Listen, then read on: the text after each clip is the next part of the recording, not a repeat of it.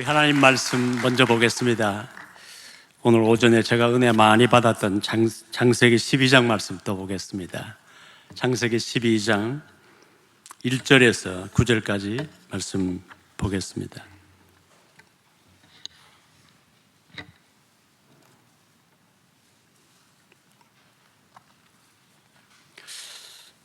여호와께서 아브라함에게 이르시되 너는 너의 고향과 친척과 아버지의 집을 떠나 내가 네게 보여줄 땅으로 가라.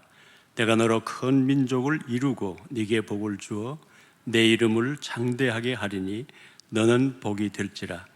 너를 축복하는 자에게는 내가 복을 내리고 너를 저주하는 자에게는 내가 저주하리니 땅의 모든 족속이 너로 말미암아 복을 얻을 것이라 하신지라. 이 아브라함이 여호와의 말씀을 따라갔고 롯도 그와 함께 갔으며 아브라함이 하란을 떠날 때에 75세였더라. 아브라함이 그의 아내 사레와 조카 롯과 하란에서 모은 모든 소유와 얻은 사람들을 이끌고 가나안 땅으로 가려고 떠나서 마침내 가나안 땅에 들어갔더라. 아브라함이 그 땅을 지나 세겜 땅 모래 상수리 나무에 이르니 그때에 가나안 사람이 그 땅에 거주하였더라. 여호와께서 아브라함에게 나타나 이르시되 내가 이 땅을 내게 내 자손에게 주리라 하신지라. 자기에게 나타나신 여호와께서 그곳에서 제단을 쌓고 거기서 베델 동쪽 산으로 옮겨 장막을 치니 서쪽은 베델이요 동쪽은 아이라. 그가 그곳에서 여호와께 제단을 쌓고 여호와의 이름을 부르더니 점점 남방으로 옮겨갔더라. 아멘. 저는 동부교회를 생각하면 항상 감사한 마음이 먼저 앞섭니다. 제가 2009년 3월에 중남미 순회 선교사로 파송받던 그때부터 동부교회가 한결같이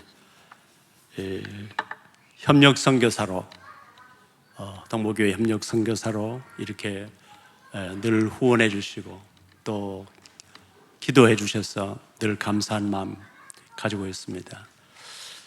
특별히 우리 김동원 목사님은 제 신앙생활, 저의 사역에서 늘 저에게는 롤 모델이었습니다. 제가 이런저런 갈등하고 있을 때마다 우리 김동원 목사님은 이럴 때 어떻게 하셨지? 그게 제일 먼저 떠올라요. 그 중에 한 가지는 너무 속상한 일이 있어서 이런 경우는 사실을 밝혀야 내가 혐의에 벗어나고 또 많은 오해에서 벗어날 수 있는데 그럴 때마다 이런 경우에 김동원 목사님은 어떻게 하시지? 그 생각을 제가 먼저 하게 됩니다. 제가 가만히 보니까 우리 김 목사님은 절대로 오해를 받아도 혐의를 벗기 위해서 인간적인 노력을 전혀 하시지 않더라고요. 그냥 기도만 하시고 하나님이 그대로 덮어두시든지 하나님이 벗겨주시든지 나의 주인이신 하나님이 하실 일이지 내가 할 일이 아니다. 저는 그것을 보았어요.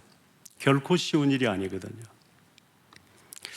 그래서 제가 늘 우리 김동원 목사님은 저에게 참 롤 모델이 되신 분이시다. 또 저에게 멘토시다. 멘토는 멘토링을 해주잖아요. 늘 만나면 저에게 멘토링을 해주시는 거예요. 그 쉬운 일이 아니거든요. 그런데 늘 한 말씀 한 말씀 하시는 것이 제가 사역을 감당해가는 모든 일에 답이 되고 또 가이드라인이 되고 만나면 반가워요.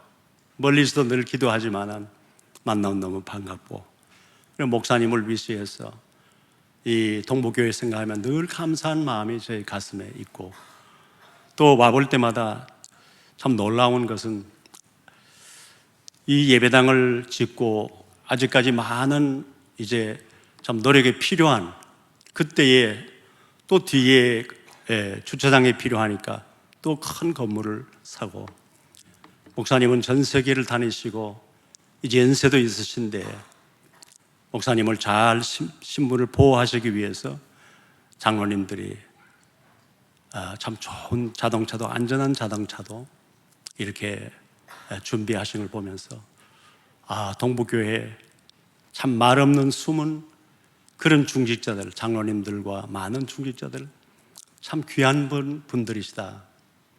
이것을 제가 늘 마음으로 생각하고 이번에도 와보니까 얼마나 감사한지요.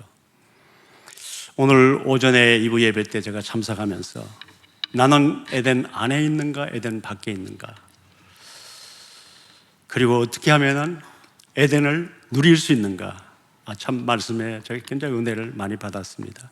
근데 오늘 저도 본문이 똑같은 창세기 12장 말씀을 보았습니다.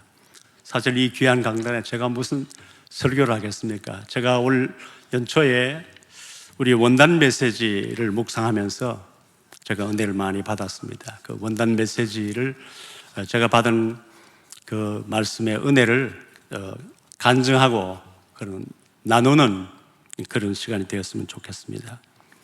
오늘 이 말씀의 제목은 언약의 여정입니다.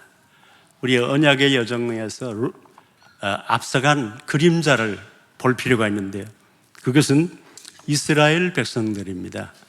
이스라엘 백성들이 출애굽을 해서 하나님이 예비한 가나안 땅까지 가는 그 기간에 40년 걸렸는데 그 기간이 언약의 여정입니다.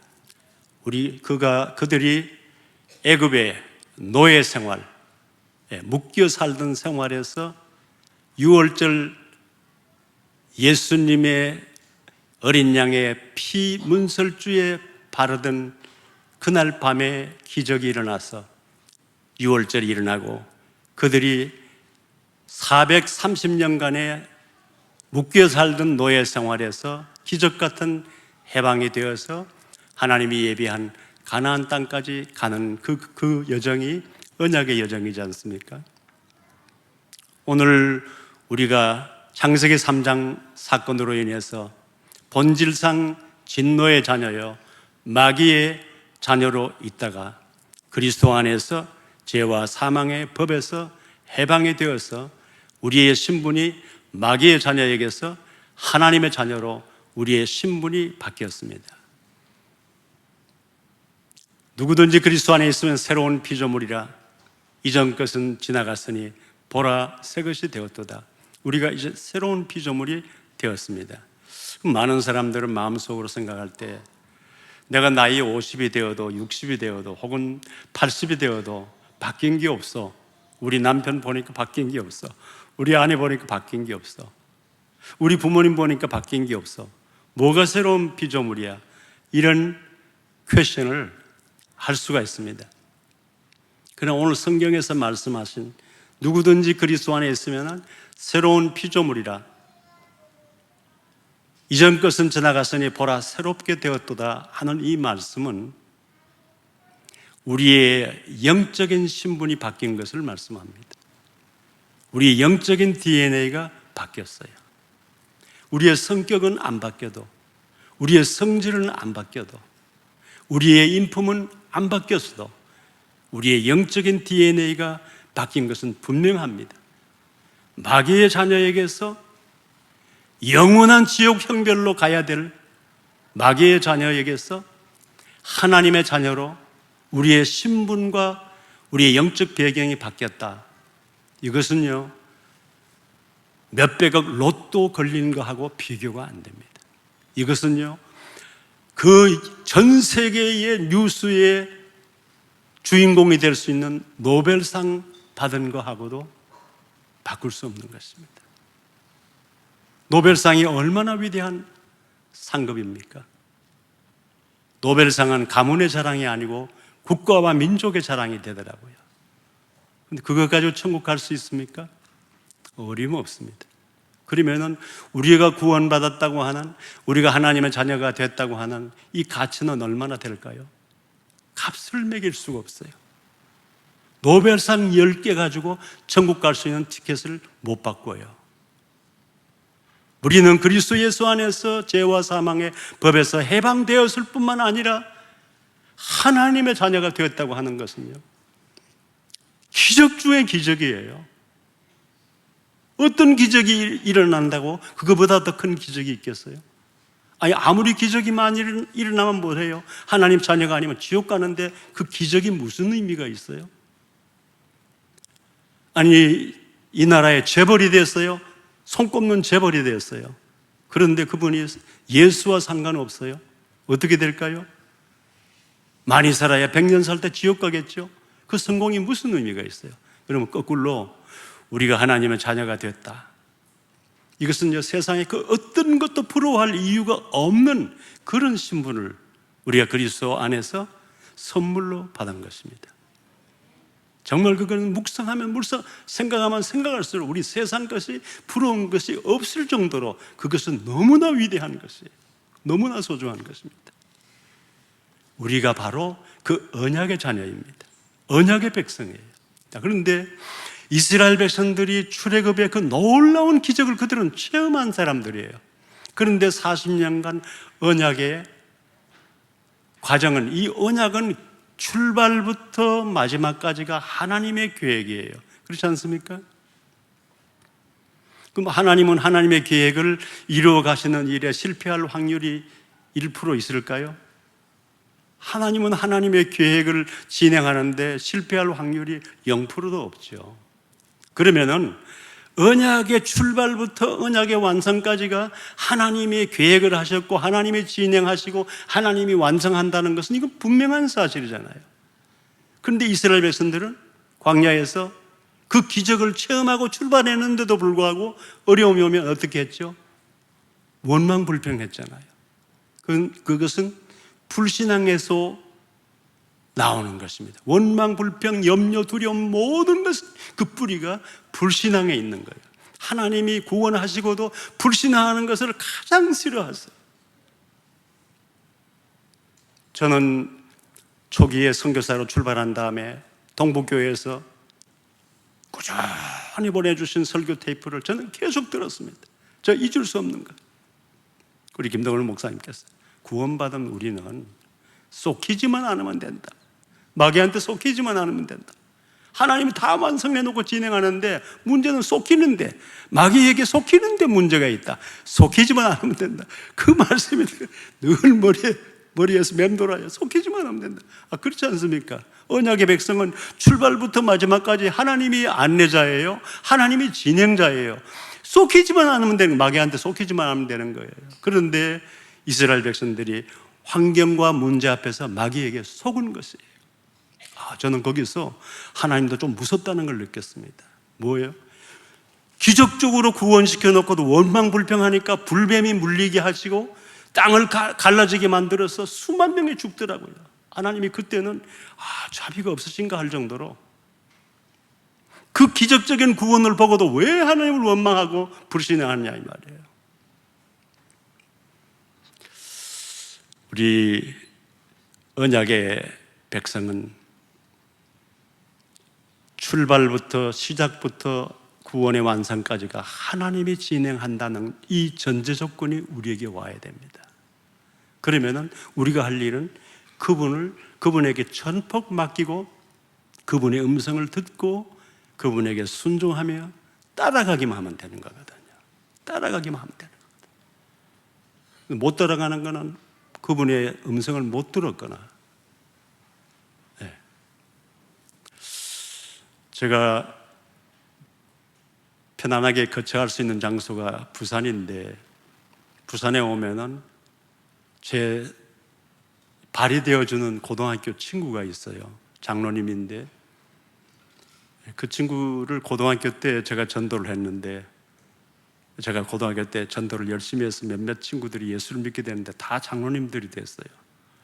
근데 그 중에 한 친구인데, 제가 이제 부산에 오면은 매일 차 가지고 저 숙소에 와서 저를 태워가지고, 김 목사 오늘 뭐 어떤 의사를 만날 거야? 아니면 어디를 갈 거야? 어떤 목사님 만날 거야? 어디든지 이제 발이 되어주는 친구가 있어요. 근데 이 친구가 저를 태워가지고 어디에 간다 그러면 그 목적지 내비게이션을 쳐요. 그리고 출발을 해요. 근데 내가 가만히 보니까요, 그 내비게이션의 안내양의 말을 전혀 안 들어요. 한 번도 안 들어요. 그런데 꼭 출발할 때마다 반드시 내비게이션을 또 치고 가요. 근데 굉장히 궁금했어요. 내비게이션의 목적지를 넣지 말든가 키지 말든가, 켰으면 안내양의 말을 듣든가. 매번 난 그 내비게이션 켜놓고 안내양의 말은 전혀 안 들어요. 오른쪽으로 턴하자 그러는데 왼쪽으로 턴하고, 바로 가세요 하는데도 틀어버리고. 내가 굉장히 궁금했어요. 왜 이러나 말이죠. 아, 부산에 오래 살아서 길을 잘 아니까 그런가 보다 했는데 아니에요. 계속 길을 놓쳐가지고 막 길을 놓쳐가지고 고생을 많이 하는 거예요. 하도 궁금해가지고 제가 물었어요. 친구야, 내가 궁금한 게 있다. 뭔데? 그 왜 내비게이션을 사용하면 안내양의 말을 들어야지. 내가 보니까 한 번도 안 듣네. 그랬더니 친구가 입을 열더니, 친구야, 나의 과거를 알지? 내가 20대에 장교가 돼가지고 월남전에 가서 포부대에 있었는데 그 대포 소리를 하도 많이 듣고, 대포 때문에, 대포 발사 때문에 전시에 뭐 막는 것도 없었대요. 그냥 막 쏴대가지고 이 떨림판이 다 찢어졌고, 또 이제 월남에서 나와가지고 탱크 중대 하면서 탱크 소리가 세서 내 이 귀청력을 다 잃어서 지금 60년 가까이 이 보청기를 쓰는데 이제 보청기가 안 들어. 보청기가 되지를 않아. 안내양에 뭔가 뭐라고 하는 것 같은데 정확하게 들리질 않았어. 그래서 그래. 아, 내가 아픈 데를 찔렀나? 마음이 아프더라고요. 동시에 성령님께서 내 백성들이 기도할 때에 내가 대답하지 않는 것이 아니다. 나는 대답하는데 영적인 청력을 잃어서 내 음성을 내 백성들이 듣지 못한다. 이게 저에게 딱 그 순간, 그 친구의 말을 듣는 순간, 우리가 기도하면은 내 이름으로 기도하면 내가 시행한다고 말씀했는데, 내 이름으로 기도하면 주님이 응답하신다고 했는데 왜 성도들은 기도하는데 응답이 안 된다고 생각하는가?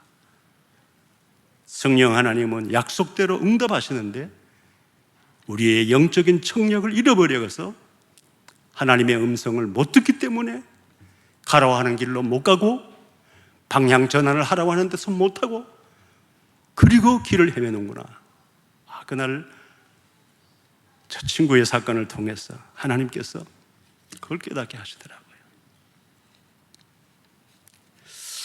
우리 원단 메시지 이 목사님께서 나의 과거를 최고의 발판으로 삼으라. 나의 과거를 보면은 상처와 아픔과 실패와 눈물이 있는데 이것이 어떻게 최고의 발판으로 삼을 수가 있을까? 첫 번째 조건은 우리에게 있지 않고 하나님께 있습니다. 고린도후서 5장 17절에 분명히 말씀하시기를 누구든지 그리스도 안에 있으면 새로운 피조물이라고 말씀했습니다. 우리의 성질이 바뀌어서가 아니라 우리의 영적인 신분이 바뀌었기 때문입니다. 마귀의 자녀, 진노의 자녀가 축복의 자녀, 하나님의 자녀로 하나님이 우리의 과거의 발판을 완전히 바꾸어 놓으신 거예요. 여기서부터 우리의 신앙생활이 출발이 돼야 되는 것입니다. 이스라엘 백성들이 그 기적을 벗고도 어려운 일이 있을 때마다, 답답한 일이 있을 때마다 불신하고 원망불평했던 이유, 저 나름대로 분석입니다. 애굽에 있을 때 신앙 훈련을 받아본 적이 없잖아요. 우리 다락방 교회 성도들이요, 다른 교회 성도들하고 확실히 다릅니다. 문제 와보면 달라요. 문제 오면 그냥 여지없이 무너져요. 장로님이고 뭐 교회 생활 6, 70년 해도 여지없이 무너졌는데 다락방 교회의 성도님들을 쉽게 무너지지 않아요. 그 이유는 훈련이 있기 때문이에요. 여러분, 우리 동북교회에서 여러 가지 훈련들이 있잖아요.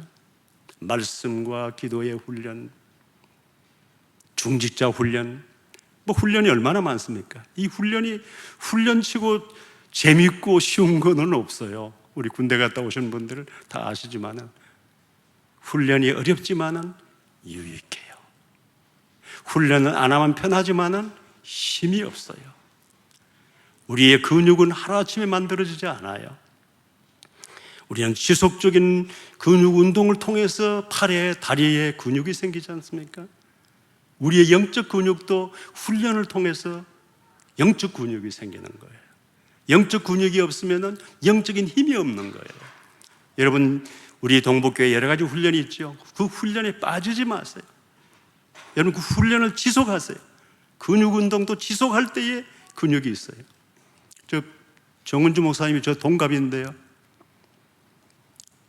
가끔씩 저 자기 몸을 좀 만져보래요. 네. 온몸이 전부 근육 덩어리예요. 얼마나 운동을 꾸준히 하니까요. 우리의 영적인 훈련은 우리의 영적인 근력을 만듭니다. 영적인 근육을 만들어요. 그러면 힘이 있어요. 점체로 자빠지지 않아요. 점체로 넘어지지 않아요. 어떤 문제가 와도 넘어지지 않아요. 그 사람은 그만큼 기도의 훈련, 말씀의 훈련, 여러 가지 우리 전도 훈련, 이런 훈련을 받았기 때문에 세상이 아무리 여러분들을 흔들려고 해도 마귀가 여러분의 가정에 문제를 주고 동료들을 통해서 넘어지게 하려고 해도 여러분들이 무너지지 않아요. 영적인 근력이 있으니까요. 그렇기 때문에 여러분들이 지금 받는 그 훈련은 굉장히 중요합니다. 어떤 훈련이든지 여러분들 빠지지 마세요. 굉장히 중요합니다. 왜 이스라엘 백성들이 그 놀라운 기적을 보고 정말 노예 생활에서 하나님이 해방시켜 주셨는데, 그리고 날마다 먹을 것 주시니까 날마다 기적이잖아요. 그 기적 속에서 언약의 여정이 진행되는데 왜 좀 문제가 오면 원망하고 불평합니까? 과거에 신앙의 훈련 받아본 적이 없으니까 힘이 없어요. 우리 동부교회 모든 성도님들, 교회에서 하는 훈련에 여러분들이 어떤 훈련이든지 그 훈련 프로그램에 들어가셔서 훈련을 지속적으로 잘 받으시기를 주의 이름으로 축원합니다. 여러분들의 신앙이 그때 쑥쑥 자라고 여러분들의 영적인 근육이 쑥쑥 붙는 거예요. 그러면요, 그 다음에 여러분들이 전부 증인들이 돼요. 간증자가 되는 거예요. 내가 이 훈련 속에서 얼마 지났는데 뭐 잘하는지 언제도 몰랐는데 그 훈련 받고 나니까요, 나도 모르게 이제는 어떤 문제가 와도 괜찮아요. 우리 담임 목사님 늘 메시지 하실 때마다 본인의 삶을 통해서 간증하는 메시지잖아요. 우리 동북교회 강단은요.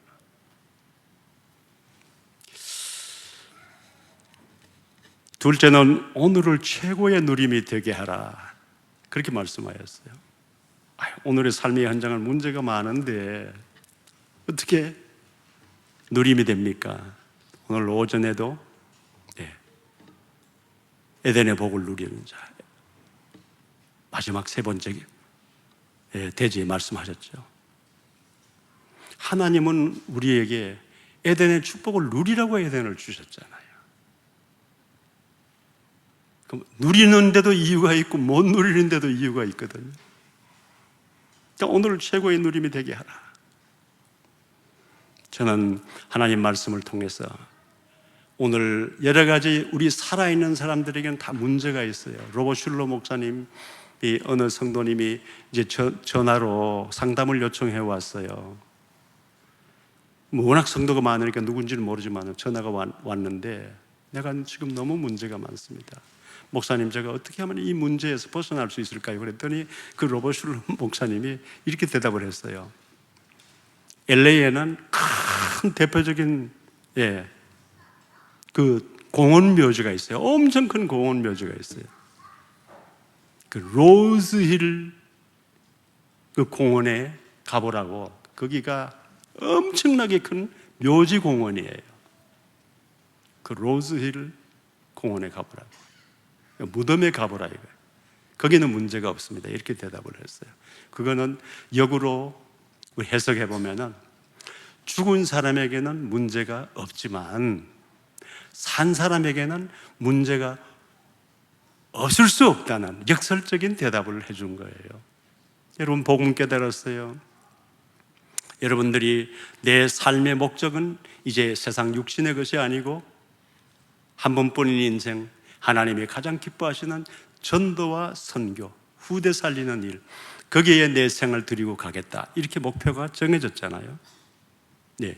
그럼에도 불구하고 왜 이런저런 문제가 가정에도 오고 건강에도 오고 여기저기 문제가 와야 됩니까? 하나님 나를 잘 아시면서 그런 의문이 생길 때도 있겠죠. 그런데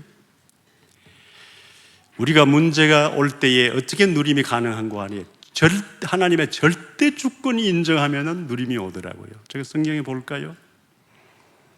욥이 자기 10남매 다 죽었지요. 자기 그 큰 재산 다 빼앗겼지요. 그 다음에 마지막으로 자기 온몸에 독한 피부병이 와가지고 기와장으로 몸을 긁었다 했어요. 오죽 보기가 안타까웠으면 그 아내가 하나님을 저주하고 죽으라고 했겠습니까? 너무 보기가 안타까운 거예요. 여러분 자녀의 한 명이 죽어도 가슴이 무너지는데 10명이 다 죽었어요.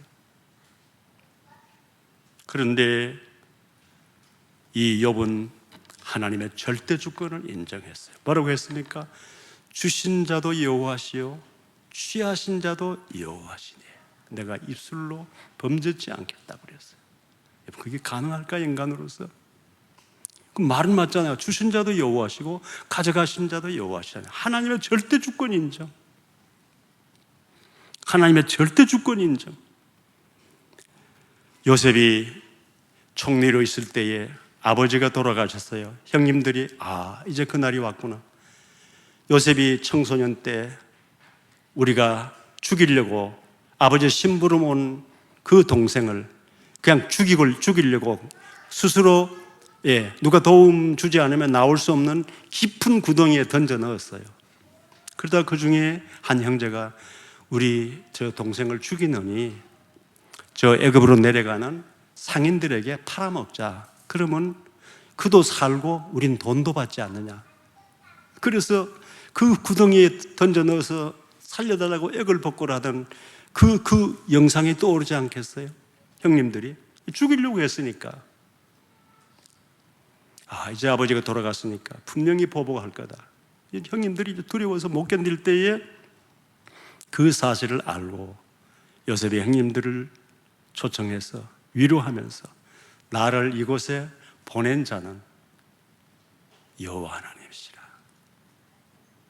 형님들이 나를 이곳에 보낸 것이 아니고 여호와 하나님이 보내셨다. 하나님의 절대 주권을 인정하는 믿음.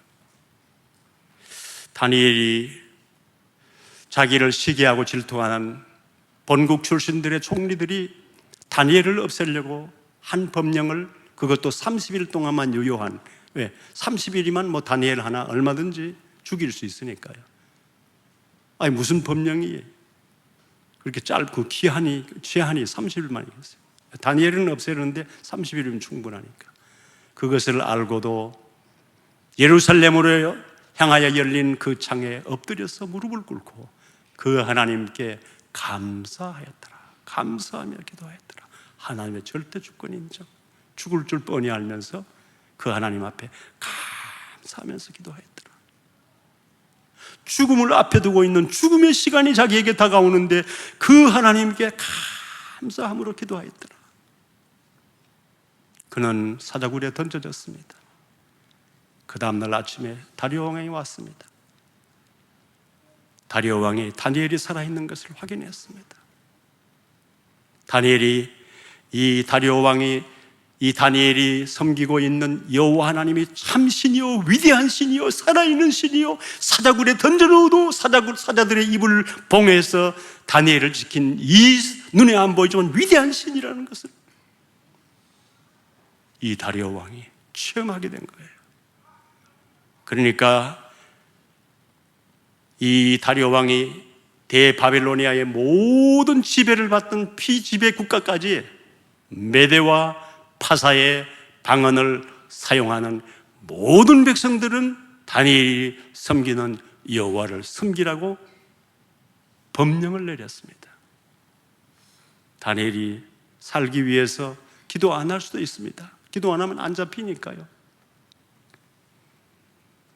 여호와의 절대 주권을 인정하고 죽으면 죽으리다 하고 여전히 하루 3번씩 정한 시간에 정한 장소에서 여호와 하나님 앞에 기도할 때에 죽음의 시간이 다가오고 있는데 그 하나님 앞에 감사함으로 기도하였더라. 오늘 이 오후 시간에 사랑하는 귀한 성도님들, 문제 없는 사람이 어디 있습니까? 나름대로 다 문제 다 가지고 있잖아요.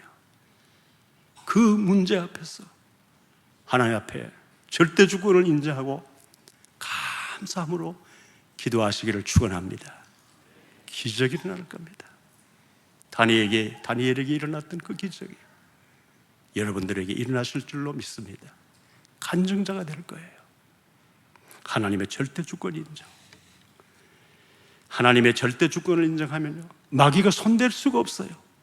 죽음 앞에서 감사하는데 마귀가 어떻게 손대겠어요? 주신 자도 여호와시오 취하신 자도 여호와시라는데 마귀가 어떻게 손대겠어요? 나를 이곳에 보낸 자는 형님들이 아니고 여호와께서 나를 이곳에 보냈다는데 어떻게 마귀가 그를 손대겠어요?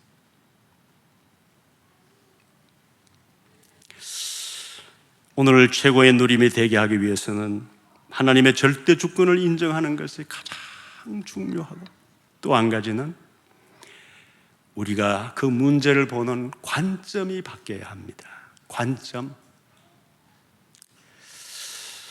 우리 성경에 가나안 땅에 들어가기 전에 12 정탐꾼들이 40일간 정탐을 하고 왔는데 그 중에 10명의 정탐꾼과 2명 여호수아 갈렙, 이 2그룹으로 나뉘는데, 저는 이스라엘에 몇 번 갔다 왔는데 현실적으로 10정탐꾼들의 말이 현실적으로 맞는 말이에요. 그러니까 맞는 보고를 했죠. 그리고 10정탐꾼들은 훌륭한 사람들입니다. 각 지파의 대표로 뽑힌 사람들이에요. 평범한 사람들이 아니에요. 아주 훌륭한 분들이에요. 아주 지혜로운 사람들이에요. 그리고 하나님을 경외하는 믿음의 사람들이에요. 그런데 관점이 안 바뀌니까요, 보고 듣고 느낀 대로 보고를 할 수밖에 없어요. 그 결과 이스라엘 백성들은 완전히 불신앙에 빠지고 원망불평하고 멸망했어요. 여기에 우리 큰 교훈이 있습니다. 그런데 여호수아 갈렙은 정반대의 보고를 했어요. 옷을 찢으면서, 왜 그들이 보고하는 거 보니까 너무 답답해. 이스라엘 백성들이 원망불평하는 거 보니까 너무 답답해. 왜 이게 하나님의 계획은 저게 아닌데 하나님의 계획을 못 보니까, 하나님의 언약을 모르니까 현실만 보고 쏟고 저렇게 불신하는 거 보고 옷을 찢으면서, 우리가 가서 본 땅은 기름진 땅이 맞다 그러면서 포도송이가 주렁주렁 달린 그 포도농구를 증거물로 가야서 보면서 기름진 땅, 젖과 꿀이 흐르는 땅이 맞다 그렇지 않으면 어떻게 이런 포도가 이렇게 열릴 수가 있느냐? 여호와께서 우리 조상 때부터 내가 내 백성을 젖과 꿀이 흐르는 땅으로 인도하리라, 그게 하나님의 약속이었고 그 땅이 약속의 땅이고 우리가 가서 보니까 사실이더라, 그렇게 보고를 했어요. 그들의 신은 그들에게서 떠났고 그들은 우리의 밥이다, 이렇게 보고를 했어요. 열정탐꾼들은 우리가 보기에도 우리는 그들에 비하면 메뚜기 같으니 우리는 그들의 밥이 될 것이다, 이렇게 보고했어요. 자, 12명들이 다 훌륭한 사람들이에요. 12명들이 다 믿음의 사람들이에요. 그런데 관점이 안 바뀌니까 이렇게 정반대로 보고를 하는 거예요. 여기 오후 시간에 아침부터 종일 예배 드리는 이 피곤한 시간에 이 자리에 계신 분들, 여기에 중요한 교훈이 있습니다. 우리 바른 말 한다고 사람 살리는 거 아니에요. 정확하게 말한다고 가정 살리는 거 아니에요. 똑똑할수록 정확한 말하기 쉬워요. 경우 바를수록 바른 말하기 쉬워요. 근데 그게 사람 살립니까? 사람 못 살려요. 열정탐꾼들은 똑똑한 사람들이에요. 열정탐꾼들은 정확하게 볼 줄 아는 사람들이에요. 열정탐꾼들은 믿음의 사람들이에요. 그런데 뭘 놓쳤습니까? 언약의 관점으로 보지 못한 것. 언약의 관점을 놓친 거예요. 하나님의 약속의 관점을 놓친 거예요. 훌륭한 사람들인데 바른 보고를 했는데 이스라엘 백성들을 멸망하게 만들었어요. 여호수아 갈렙은 하나님의 언약의 관점을 가지고 그 땅을 보았어요. 내가 내 백성을 젖고 꿀이 흐르는 땅으로 인도하겠다고 하는 하나님의 약속의 관점으로 그 땅을 보고 그것이 사실이라고 보고를 했어요. 사랑하는 귀한 성도님들, 전도자들이요, 가정에 문제 없습니까? 자녀에게 문제 없습니까? 부모에게 문제 없습니까? 직장 동료들이 문제 없습니까? 아니, 교회 안에 기관에 문제 없습니까? 문제 없을 수 없어요. 자, 그러면 이제 두 가지입니다.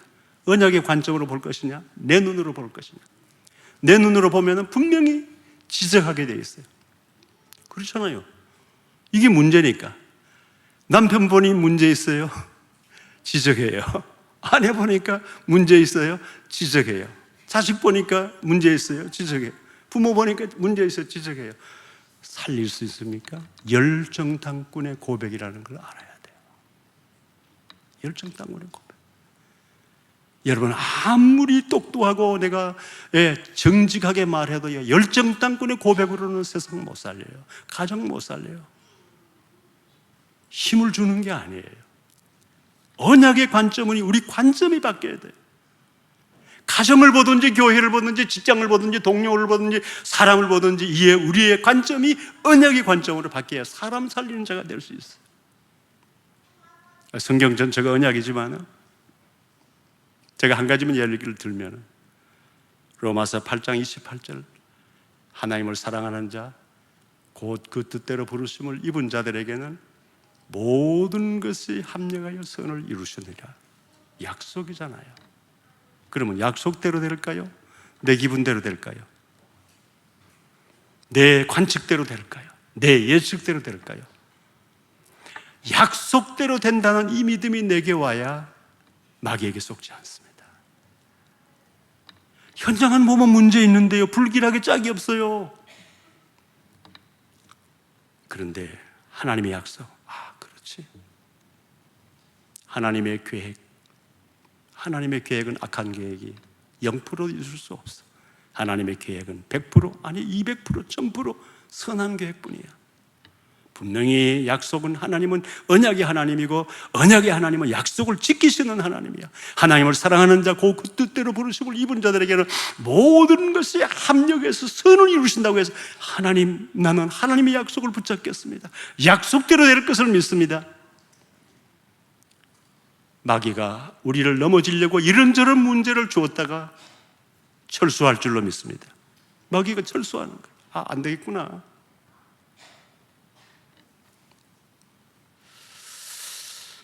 이제 우리가 날마다 말씀 훈련, 기도 훈련, 전도 훈련, 이 훈련 속에 들어가는 이유가 영적인 근력이 생겨야 우리가 언약의 관점으로 바뀌는 거예요. 알기는 아는데 우리 영적인 근력이 없으면 우리가 언약의 관점으로 보지를 못하고 또 내 관점으로 보게 되더라고요. 내 관점으로 보면 분명히 문제를 문제라고 말할 수밖에 없는 거예요. 당신 다 좋은데 이게 문제야. 내가 몇십 년 살아보니까 이제 당신 속속들이 다 알겠어. 다 좋은데 이게 문제야. 그게 열정탐꾼의 고백이거든요. 마지막으로 미래를 최고의 그림이 되게 하라. 다른 말로 표현하면 나의 미래를 하나님께 방향 맞추라. 나의 미래를 어떻게 내가 최고의 그림이 되게 하겠습니까? 나의 미래를 하나님께 방향 맞추면 하나님이 내 인생의 미래를 설계하실 것입니다. 하나님이 내 미래를 준비하실 것입니다. 하나님이 우리 가정의 미래를 예비하실 것입니다. 여호와 이레 하나님께서 내가 하나님께 방향 맞추면, 성경에 분명히 말씀했잖아요.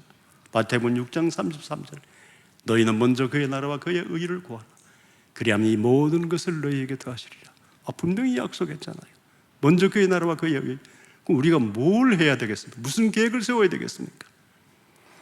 저는 언제부터 이제 기도를, 하나님의 계획이 나의 계획이 되게 하시고, 하나님의 소원이 나의 소원이 되게 하시고, 하나님의 뜻이 나의 뜻이 되게 하옵소서. 왜? 내가 잘 모르니까요. 내가 우둔해서 잘 모르니까. 하나님의 소원이 나의 소원이 되게 하시고, 하나님의 계획이 나의 계획이 되게 하시고, 하나님의 뜻이 나의 뜻이 되게 하옵소서. 그래서 내 삶 전부가 하나님의 계획 속에 가는 삶이 되게 하옵소서. 이렇게 기도가 바뀌었어요. 빛을 비추는 망대를 세우라고 했는데, 망대가 있어야 어둠 속에 헤매는 배들이 길을 찾을 거 아니에요. 오늘 많은 영혼들이 길을 잃어버리고 방황하고 있는데, 빛을 비추는 망대가 있어야 길을 찾아올 거 아니에요. 아브라함은 예배에 성공한 대표적인 인물입니다. 오늘도 아브라함이 새로운 곳으로 이사하고 얼마나 피곤하겠어요. 아브라함은 유목민이거든요. 가축을 기르는 유목민이에요. 유목민은 한 장소에서 이제 수백 마리의 양 가축을 기르는 유목민인데, 이 장소에서 풀을 다 뜯어먹으면 또 이동을 하는 거예요. 저쪽 풀 있는 대로. 그래서 계속 이동을 하기 때문에 그 유목민이라고 합니다. 아브라함은 유목민이었어요. 우리처럼 한 장소에 거주하는 사람들이 아니에요. 텐트로 여기 살다가 또 풀이 없으면 풀 있는 곳으로 이동하는 그런 삶을 살았는데, 여러분들 가끔씩 이제 TV에서 보면은요, 저 몽골에 있는 사람들이 이제 텐트 생활을 하는데, 거기에서 다른 풀 있는 곳으로 이동할 때에 새벽같이 일어나가지고 그 큰 그 텐트를 다 이제 분해해가지고 뒤에 이제 싣고, 앞에 소들이 끌고 말이 끌고 이래가지고 또 이동을 하잖아요. 그럼 가가지고 또 이제 텐트를 치는 거예요. 얼마나 피곤합니까? 피곤한 몸은 빨리 이제 따뜻한 데 들어가서 쉬어야 되는데, 아브라함은 이동하고 난 다음에, 성경에 보니까 이동하고 난 다음에 꼭 단을 쌓았더라.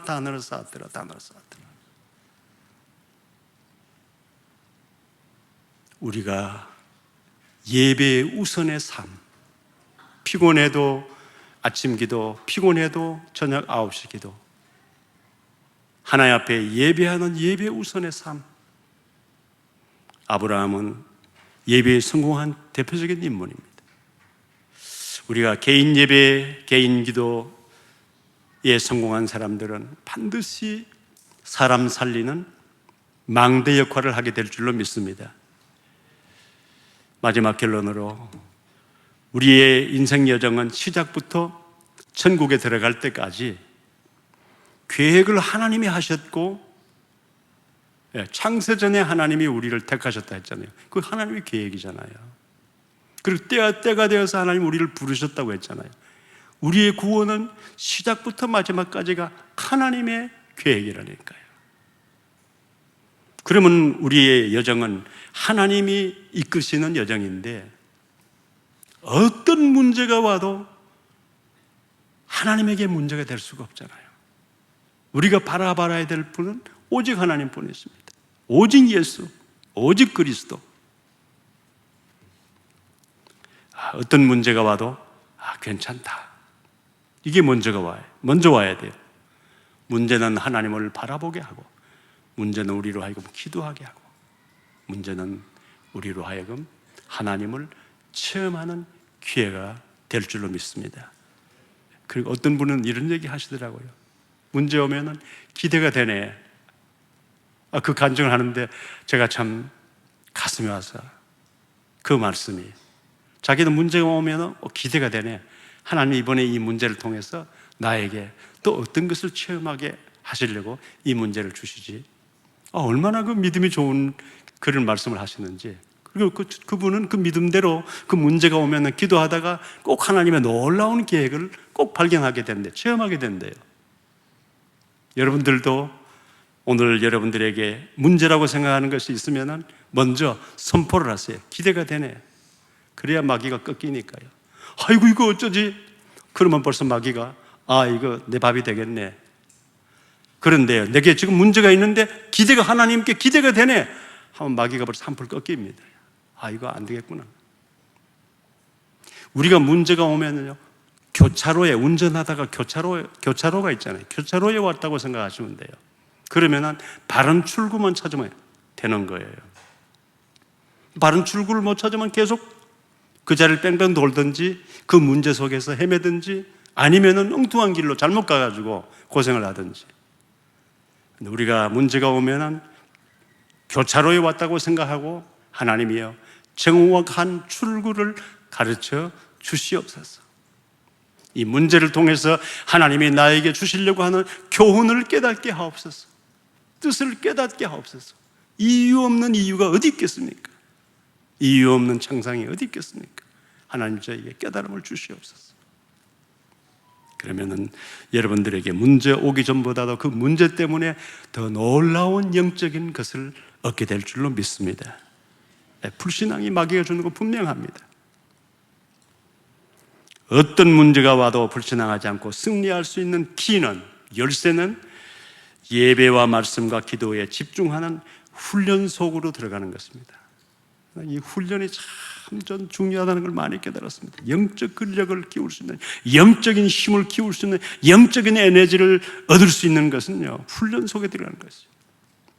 훈련받지 않은 성도들은 힘이 없더라고요. 나의 과거를 최고의 발판이 되게 하고 오늘을 최고의 누림이 되게 하고 나의 미래는 최고의 축복이 되는 여러분들이 되시기를 주의 이름으로 축원합니다. 기도하겠습니다. 살아계신 우리 아버지 하나님, 은혜를 감사합니다. 오늘 늘 기도와 말씀이 풍성한 이 동북교회에서 부족한 종이 간증하는 마음으로 말씀을 증거했습니다. 하나님이여, 동북교회에 귀한 점 세우신 우리 김동원 목사님과 사모님 늘 오력으로 충만케 하옵소서. 하나님, 모세에게 주셨던 기력이 쇠하지 않는 그 놀라운 은혜를 덧입혀 주시기를 원합니다. 아버지 하나님, 우리 동북교회 담임 목사님을 받들어 섬기는 모든 부교육자들과 모든 중직자들에게 하나님 한 시대 살릴 수 있는 증거를 주시고 경제력을 회복시켜 주시기를 원합니다. 동북교회에 속한 모든 성도들이 하나님 이제 참 DSCS 이 후대를 키우고 영적 서밋을 키우는 이 일에 하나님 응답받기를 원합니다. 이 학교를 통해서 앞으로 이 한국과 전 세계를 살리는 영적 서밋, 영적 지도자들이 많이 배출되는 놀라운 응답을 받게 하옵소서. 우리 주 예수 그리스도의 이름으로 기도드립니다. 아멘.